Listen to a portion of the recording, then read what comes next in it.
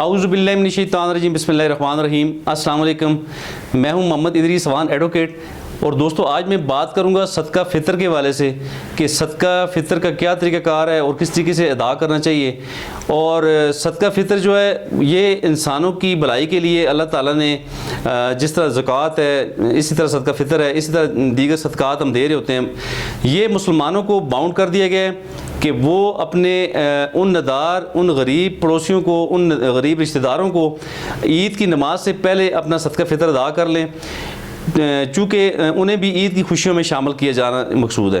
تو یہ سختی سے کہا گیا ہے کہ آپ عید کی نماز سے پہلے صدقہ فطر ادا کر لیں، تاکہ وہ جو ندار لوگ ہیں، جو غریب لوگ ہیں، جو مستحق لوگ ہیں، جو کہ اپنی عید کی خریداری نہیں کر سکتے، جو اپنے بچوں کو عید کی خوشیوں میں شامل نہیں کر سکتے، تو وہ آسانی سے آپ کے ساتھ عید کی خوشیوں میں شامل ہو جائیں۔ تو دیکھیں دوستو کتنا ایک اچھا ہمارا دین اسلام ایک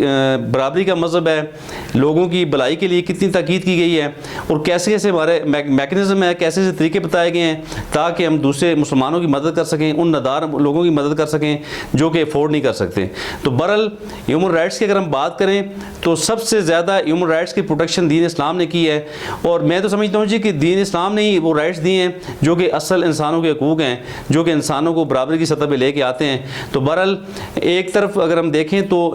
یہ صدقات خیرات یہ ہمارے ثواب کا کام ہے، یہ ہمارے لیے ثواب کا ذریعہ ہے، ہماری بھلائی ہے، ہماری اس میں بقا ہے، ہمیں دونوں جانوں میں اس کا صلہ میں اللہ تعالیٰ میں دے رہے ہوتے ہیں۔ تو دوسری طرف اگر دیکھیں ہم تو ان غریب لوگوں کو، ان ندار لوگوں کو، ان مجبور لوگوں کو کمپنسیٹ کیا جا رہا ہوتا ہے کہ دین اسلام کا یہ میکنزم ہے کہ ہم دوسروں کو کمپنسیٹ کریں، تاکہ جو لوگ غریب ہیں، جو لوگ کمزور ہیں، وہ تمام لوگ برابر کی سطح پہ آ کے اپنے رائٹس لے سکیں اور وہ تمام چیزوں کو انجوائے کر سکیں۔ تو بہرحال صدقہ فطر کا جو نصاب ہے، جو صاحب نصاب لوگ ہیں جن پہ زکوٰۃ فرض ہے، وہی صاحب نصاب لوگ جو ہیں وہ صدقہ فطر ادا کریں گے، اور اس میں جو مخیر لوگ ہیں، جو امیر لوگ ہیں، جو صاحب استطاعت لوگ ہیں،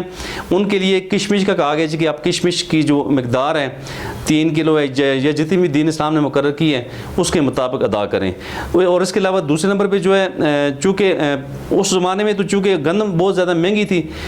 گندم کو اول رکھا گیا تھا، لیکن ابھی جو ہے چونکہ سب سے مہنگی جو ہے کشمش ہے، اور جو عمرہ ہیں ان کے لیے کشمش کا رکھا گیا ہے۔ اور دوسرے نمبر پہ کھجور آ جاتی ہے، 2.25 کلو کھجور کی آپ قیمت ادا کر سکتے ہیں، یا پھر جو کم از کم اس وقت ہے وہ 2.25 کلو گندم ہے، چونکہ اس وقت جو سب سے سستی ہے وہ ان تینوں چیزوں میں وہ گندم ہے۔ تو 2.25 کلو گندم یا اس کی قیمت آپ اس کا گندم بھی ادا کر سکتے ہیں، کھجور گندم یا کشمش بھی ادا کر سکتے ہیں، یا پھر اس کی قیمت آپ ادا کر سکتے ہیں۔ تو بہرحال تقریباً لگ بھگ اس وقت جو مقرر کیا گیا ہے وہ 140 یا 150 روپے پر ہیڈ ہے جو آپ فی کس آپ ادا کر سکتے ہیں۔ اور اس کے علاوہ جو بچہ طلوع صبح سے پہلے تک جس کی پیدائش ہو جاتی ہے تو وہ اس پہ بھی آپ لازم ہو جاتا ہے کہ آپ اس کا بھی صدقہ فطر ادا کریں، آپ کا وہ بھی فرض ہے۔ جو عید کی صبح طلوع صادق سے پہلے جو ہے، صبح صادق سے پہلے جس بچے کی پیدائش ہو جاتی ہے تو اس کا بھی صدقہ فطر دینا ہم پہ لازم ہو جاتا ہے۔ اور اس کے علاوہ عید کے ویسے تو سختی سے کہا گیا ہے کہ آپ عید کی نماز سے پہلے صدقہ فطر ادا کر لیں،